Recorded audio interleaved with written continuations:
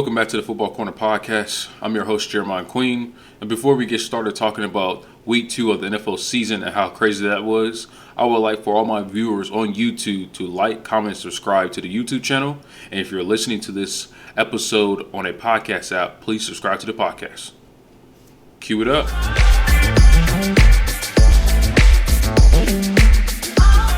Now, Week 2 of the NFL 22 season had a lot of crazy moments. Whether it was a team getting shut out, not scoring any points, a team going overtime, getting a defensive touchdown to win the game, or even having a game-winning field goal in a game you wasn't even supposed to be in. Now, I can't cover all the games that happened during Week 2 leading up to Sunday Night Football, but there's a couple games I do want to cover because I thought those games were very interesting. So the first game I want to talk about will be Jets versus Browns. Now, if you've been keeping up with both teams, the Jets and the Browns don't have their starting quarterbacks currently. The Jets quarterback Zach Wilson is rehabbing a knee injury, should be back roughly around Week 4 or Week 5. And the Browns quarterback Deshaun Watson has been suspended for 11 games, so they won't have him either. So both teams are playing with backup quarterbacks. The Jets playing with Joe Flacco, former Baltimore Raven, and the Browns are playing with Jacoby Brissett, former Indianapolis Colt. So the Joe Flacco has played the Browns 20 times in his career leading up to this game, and he's 17-3. But the problem is that he was playing with Baltimore at the time, and when he's a Jet as a starter leading into this game, he hasn't won a game. He was winless as a Jet starting quarterback. So going into this game was very interesting. So a lot of the odds makers believe that Browns, including myself, were going to win this game just because the way the Jets played against Baltimore wasn't a good matchup for them. Now, the Browns have a way of playing football. Defense, running game, having Jacoby Brissett make safe passes to not cost them the game. And that's what they did for the majority part of the game for all of four and a half quarters, so to speak. They were very dominant in the game.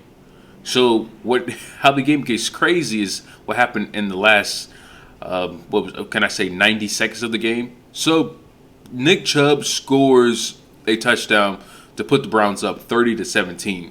It should have been 31-17, but the rookie kicker missed the extra point, and will prove to be crucial since how the game ended. So the Jets get the ball back, and Joe Flacco get the ball, and it's like a one-pass type of play to Corey Davis down the sideline for a touchdown. Right? Now you have a little over a minute left, and the score is 24-30. Now you need an onside kick. The Jets kick the onside kick. Amari Cooper tried to throw the ball out of bounds. Didn't happen. Jets recovered the onside kick. Now this is where it gets interesting. So Joe Flacco drives down the field, making passes after pass after pass, and then it's like second and goal. Find Garrett Wilson, their first-round pick from Ohio State, for the touchdown, and they go up 31-30.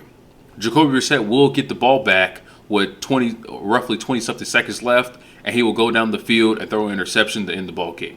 Now, the Jets were not supposed to be winning this game, and I definitely blame the Browns defenders for how the game ended. This team, I'm happy that the Jets won the game. They should never have been in the game in the first place. But the Jets have proved that they're resilient. They believe in their head coach. They believe in what they can do. They have all the confidence in the world that until the clock hits 0, they'll be able to dominate the game. Now, the second game I want to talk about will be the Cardinals versus Raiders game. Now, just like the Browns and Jets, the Raiders had their way with the Cardinals. Going into the second half, it was like 20-3, 20-7, lopsided affair, and then that's when interesting things happen. So, starting the fourth quarter, Kyler Murray drives down the field, scores a touchdown. They get the ball back. Their defense was able to hold the Raiders to no points, get the ball back, and they will score again. They will need a 2-point conversion to tie the game up at 23-all. And after doing that, they will eventually go to overtime. And the Cardinals would end up not converting on fourth down, Marquise Brown would drop a wide open pass for 4th down because he got a big hit by one of the defenders from the Raiders. Raiders would get the ball, and this is when the game was ended. So Hunter Renfrow would catch a first down pass, get the first down, and then fumble. Luckily, the Raiders will recover the ball. Almost the very next play, they would do a wide receiver screen to Hunter Renfrow, and Hunter Renfrow would fumble again. This time, proving to be costly because Byron Murphy will pick the ball up and score in overtime to get the Cardinals a victory. Now, there was multiple games where this happened, so to speak, or if a comeback happened, but I can't cover all the games. But those 2 games right there were very interesting, and I was very intrigued how both games ended with 2 teams that were in must-win scenarios, in my opinion, since the last 2 seasons, teams that went 0-2 did not make the playoffs. So now the Raiders are 0-2. It doesn't look good for them.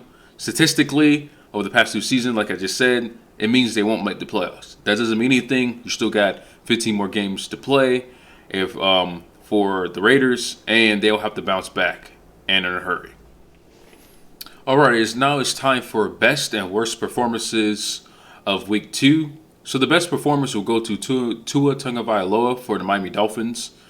Tua had a sensational game in throwing for over 400 yards and 6 touchdowns, and then throwing a game-winning touchdown against the Baltimore Ravens. They will end up scoring 42 points against the Baltimore Ravens, and he will end up throwing 4 touchdown passes in the 4th quarter in order to lead them to victory. Now, Tua, I know there's been a lot of questions about is Tua ready for the big moment? Can Tua get the job done? Or whether or not him having Tyreek Hill, will he still be efficient and be able to push the ball down the field to their big play receiver and the speedster Tyreek Hill? And he showed that against Baltimore. He actually threw 2 bombs to Tyreek Hill. One was like a 40-plus yard TD pass, and then it was followed up exactly in the next drive with a 60-plus yard TD pass. And then he'll eventually target Jalen Waddle in a 2-minute drive to get them the victory. So I think the best performance came by Tua Tagovailoa. He had the best performance of Week 2, in my opinion. Now, the worst performance will come to a team that scored no points and the quarterback who led that team, and that would be Matt Ryan. Matt Ryan and the Colts, the Colts in the offseason, a lot of teams thought that the Colts would have had a brilliant quarterback going into the season. Matt Ryan, former MVP, right, of the league, has been to multiple Pro Bowls, but he did not get the job done against Jacksonville. Now, I know Jacksonville has had the Colts number at home since the Colts haven't won in Jacksonville since 2014, but they chose you because you were supposed to get the job done. The reason why Carson Wentz was fired last year from the team was because he couldn't beat Jacksonville in a do-or-die situation. Now, this is not no do-or-die situation, but it does look very bad. So, Matt Ryan only threw for 195 passing yards, had 51% completion percentage, a horrible passer rating that I believe was in the 30s, and he also threw 3 interceptions. He had a fumble in that game, but it wasn't lost, so that wouldn't be considered a turnover, but it was a turnover-worthy play. Now, Matt Ryan was also sacked 5 times, so I can't blame him all too much because the offensive line was not helping him. And Jonathan Taylor, up until the last 3 drives of the game by the Colts, had barely over 20 yards rushing. It's because they were down so fast, so quickly, they were unable to run the ball like they wanted to. And when they did try to run the ball, Jonathan Taylor got nowhere because the offensive line was creating holes and wasn't blocking Matt Ryan. But Matt Ryan did have the worst performance in Week 2, in my opinion. Now it's time for upset of the week. So my upset of the week for Week 2 will be Cowboys over Bengals. Now, the Dallas Cowboys was going into that game as a heavy underdog against the Cincinnati Bengals.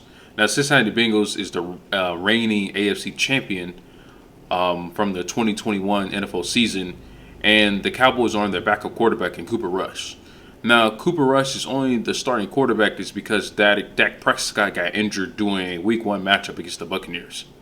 Cooper Rush came into this game with 0 reps with the first team offense, right? And shined. He ended up throwing for 235 passing yards, a passing touchdown, and even had a higher passer rating than Joe Burrow. Now, Cooper Rush also had it was 17-17, needed a game-winner drive to get him a field goal range to win the game, and he set up what would be the game with a field goal so the Cowboys could not go 0-2 and rather be 1-1 in the 22-2 NFL season. Thanks for watching and listening to the Football Corner podcast. Podcast episodes will be dropped on Mondays and Fridays, as well as YouTube videos on Mondays and Fridays. You could click the link in my description or to follow the social media links to my podcast social media pages. And also, you will be able to stay up to date on new drops, new takes, and all that good stuff. Thanks for watching. See you next time.